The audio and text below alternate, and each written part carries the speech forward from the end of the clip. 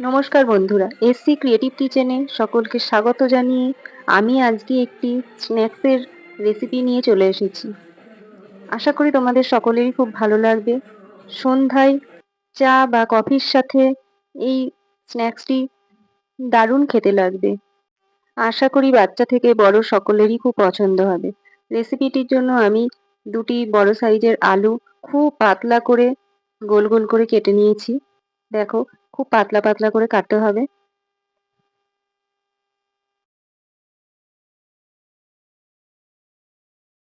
এবার একটা পাত্রে হালকা গরম জল করে তাতে অল্প পরিমাণ নুন এবং অল্প পরিমাণ হলুদ দিয়ে আলুগুলোকে তার মধ্যে 10 মিনিট মতো ভিজিয়ে রাখতে হবে।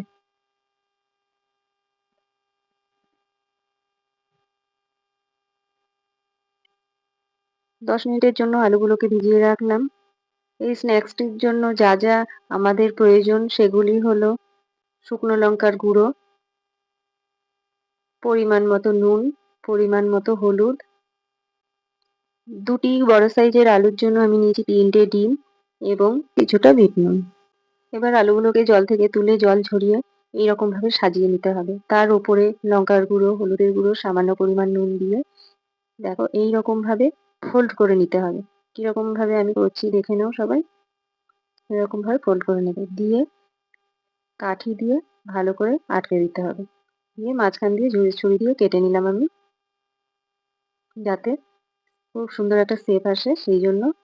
দেখো কেমন ভাবে কাঠি দিয়ে ভরে নিলাম, এবার মাঝখান দিয়ে কেটে নিলাম। ঠিক দেখো এরকম দেখতে লাগবে। দেখো ঠিক এইরকম দেখতে লাগবে।